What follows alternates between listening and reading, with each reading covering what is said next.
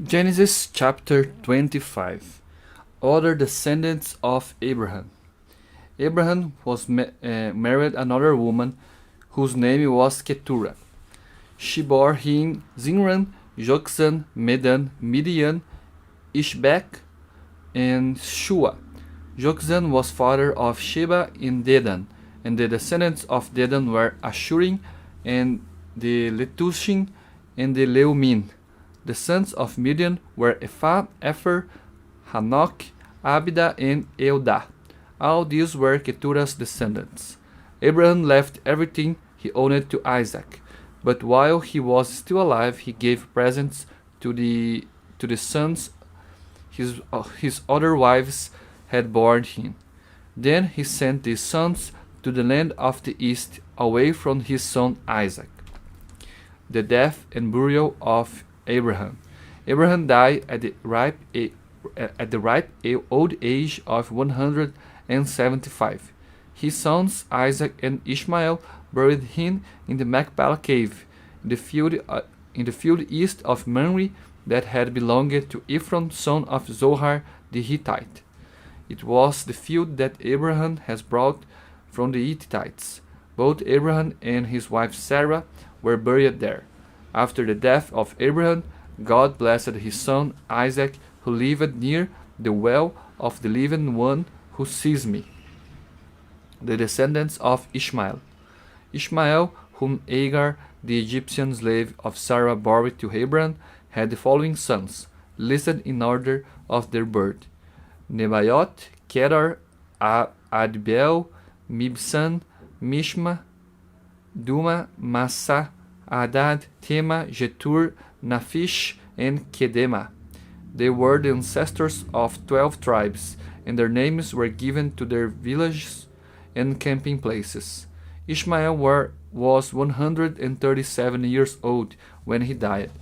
The descendants of Ishmael lived in the territory between Avila and Shur, to the east of Egypt, on the way to Assyria.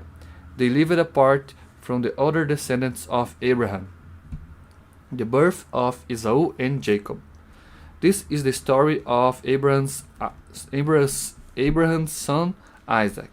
Isaac was 40 years old when he married Rebekah, the daughter of Bethuel, an Aramean from Mesopotamia, and sister of Laban. Because Rebekah had no children, Isaac prayed to the Lord for her.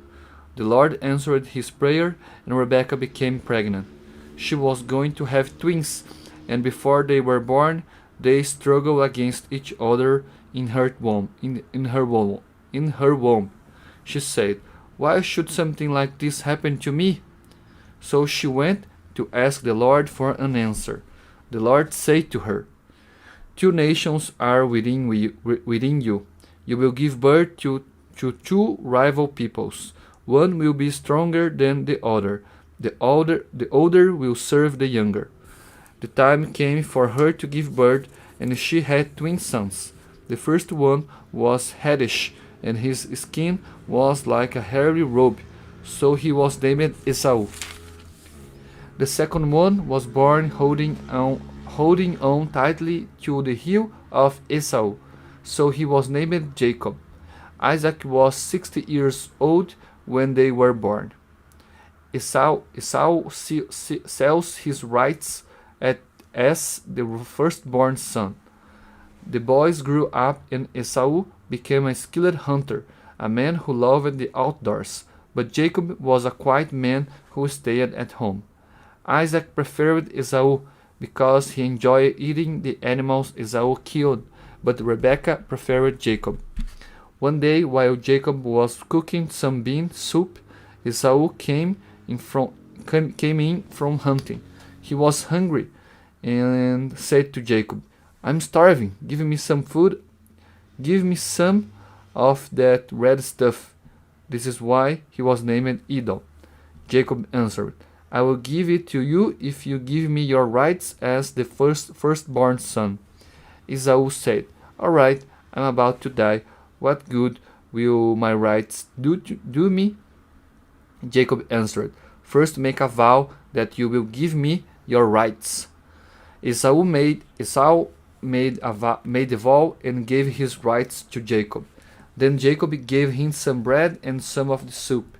He ate and drank and then got up and left. That was all Esau cared about his rights as the firstborn son.